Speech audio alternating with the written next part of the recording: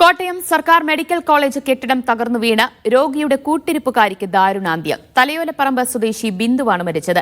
അവശിഷ്ടങ്ങൾക്കിടയിൽ ആളില്ലെന്ന നിഗമനത്തിൽ 2 മണിക്കൂർ വൈകിയാണ് തിരച്ചിൽ തുടങ്ങിയത്. രാവിലെ 10:45ഓടെയാണ് കേരളത്തിൽ അത്യപൂർവമായ അപകടമുണ്ടായത്. മെഡിക്കൽ കോളേജിന്റെ 14-ാം വാർഡിനോട് ചേർന്ന പഴയ ശുചിമുറി കെട്ടിടം തകർന്നു വീണു. പരിക്കേറ്റ ഒരു സ്ത്രീയെയും കുട്ടിയെയും ജീവനക്കാരനെയും ഉടൻ അത്യാഹിത വിഭാഗത്തിലേക്ക് മാറ്റി. വാർഡിലുണ്ടായിരുന്ന രോഗികളും കൂട്ടിരിപ്പുകാരും ഭയചകിതരായി ഇറങ്ങിയോടി. ഇടിഞ്ഞ് വീഴുന്ന ഞങ്ങളുടെ മേത്തോട്ട് വീഴുന്ന കണ്ടുകൊണ്ടാണ് ഞങ്ങൾ കുഞ്ഞിനെയും കട്ടിലൂടെ പൊക്കിക്കൊണ്ട് ഞങ്ങൾ ഓടി വരുന്നത്. ഭയപ്പെട്ടു പോയില്ലേ?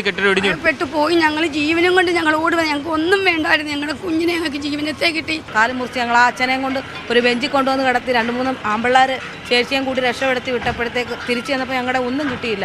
ചെരുപ്പ് വരെയും പോയി, ആൾക്കാരുടെ അടിയിലായിപ്പോയി. കട്ടിലോടെ വലിച്ചോണ്ട് ഞങ്ങൾ ഓരോരുത്തരെ രക്ഷപ്പെടുത്തിയത്. 3 നില കെട്ടിടത്തിലെ 10, 11, 14 വാർഡുകളിലും പരിസരങ്ങളിലും ഉണ്ടായിരുന്ന രോഗികളെയും കൂട്ടിരിപ്പുകാരെയും ഉടൻ ഒഴിപ്പിച്ചു. തകർന്ന കെട്ടിടത്തിനടിയിൽ ആരും കുടുങ്ങിക്കിടക്കുന്നില്ലെന്നായിരുന്നു നിഗമനം. ഇവിടെ എത്തിയ 2 മന്ത്രിമാരും ആളില്ലാ കെട്ടിടമെന്ന് ഉറപ്പു പറഞ്ഞു. പക്ഷേ ട്രോമാ കെയർ വാർഡിൽ ചികിത്സയിലുണ്ടായിരുന്ന പെൺകുട്ടി കുളിക്കാൻ പോയ അമ്മയെ കാണാനില്ലെന്ന് അധികൃതരെ അറിയിച്ചു. തുടർന്ന് 12:30ഓടെ 2 മണ്ണുമാന്തി യന്ത്രങ്ങൾ എത്തിച്ചു നടത്തിയ തിരച്ചിലിലാണ് കുട്ടിയുടെ അമ്മയെ കണ്ടെത്തിയത്.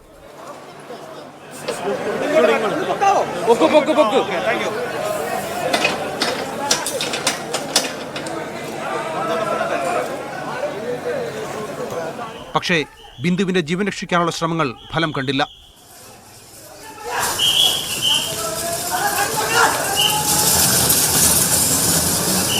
മീഡിയ 1 കോട്ടയം.